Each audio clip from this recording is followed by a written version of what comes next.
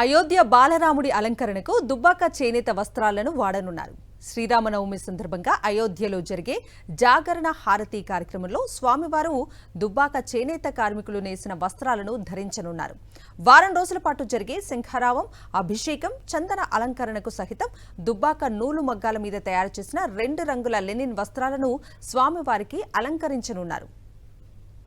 నెల రోజుల పాటు అత్యంత నిష్ఠతో స్వామివారికి సమర్పించే వస్త్రాలను తయారు చేశామంటున్న దుబ్బాక చేనేత కార్మికుడు గాజుల భాస్కర్తో మా ప్రతినిధి Vishnu face to face.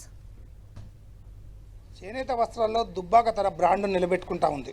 ఈపాటికే Gollabhama చీర పేరు మీతో ప్రపంచ ప్రఖ్యాతిగాంచిన పెటెంట్ హక్కులు పొందిన ఏదైతే గొల్లబామ చీరతో పాటు ప్రస్తుతం దుబ్బాకలో నేర్చిన చేనేత వస్త్రాలు, పట్టు వస్త్రాలన్నీ కూడా అయోధ్య శ్రీరాముల వారికి కూడా సమర్పించడం జరుగుతుంది.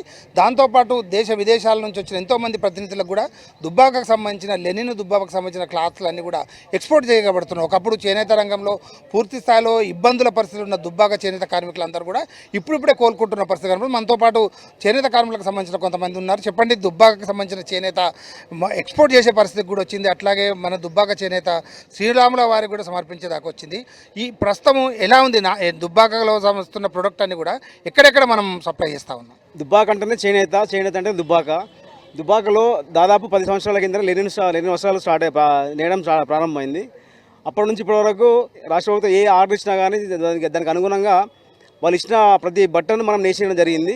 దాని తగ్గట్టు మా కార్మికులకు కూడా కూలి రావడం జరిగింది. దాంతోపాటు ప్రపంచంలో కొత్త కొత్త నైపుణ్యంగా వస్తున్న తరుణంలో మేము కూడా ఒక అడుగు ముందుకేసి మేమెందుకు ఏదైనా దాని మీద లెనిన్ షూటింగ్ కావచ్చు, షెట్టింగ్ కావచ్చు, 10 లీ నుంచి మొదలుకుంటే 100 లీ 120 లీ వరకు ఉంటుంది. అవన్నీ దాదాపుగా మేము అన్నీ ఇంతవరకు చేయడం జరిగింది. మాకు టెస్కో నుంచి ఏ ఆర్డర్ వచ్చినా ఆర్డర్ను మేము పరిపూర్ణంగా చేయడం జరిగింది. దాంతోపాటు మేము కూడా దేవుళ్ళకు కూడా ఏదో ఇవ్వాలి, దేవుళ్ళకు కూడా ఏదో వేయాలి. అయోధ్యలో రామమందిరం నిర్మాణం జరిగింది.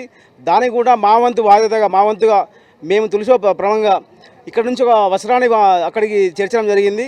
దానికి కానీ వాళ్ళు కూడా చాలా మమ్మల్ని అభినందించినారు. ఇదే కాకుండా ప్రపంచ స్థాయిలో కూడా ఇవాంకా గారు హైదరాబాద్కి వచ్చిన సందర్భంలో కూడా మా దుబ్బాక లేని వస్త్రాలను కూడా వాళ్ళకి అందేయడం జరిగింది. వారు కూడా దాన్ని చూసి చాలా అద్భుతంగా ఉంది, చాలా మంచిగా ఉన్నది అని చెప్పి వాళ్ళు కూడా చేయడం జరిగింది, అనడం జరిగింది. మొత్తంగా కనుక చూసుకుంటే దుబ్బాకకు సంబంధించిన బ్రాండ్ విదేశాల్లో కూడా చాలా ట్రెండింగ్గా నడుస్తూ ఉంది. దుబ్బాక లెనిన్ కూడా పెద్ద ఎత్తున కూడా మార్కెటింగ్ ఏర్పాటు చేసిన పరిస్థితి కనబడుతుంది. అట్లాగే ఈసారి శ్రీరామనవమికి సంబంధించి అటు అయోధ్యకు అట్లాగే ఇటు భద్రాచలంకు కూడా పట్టు వస్త్రాలు సమర్పిస్తున్న పరిస్థితి ఉందని చెప్పని చేనేత కార్మికులు చెప్తా ఉన్నారు. వీడియో జర్నలిస్ట్ నవీన్తో విష్ణు, సాక్షి టీవీ, దుబ్బాక నుండి.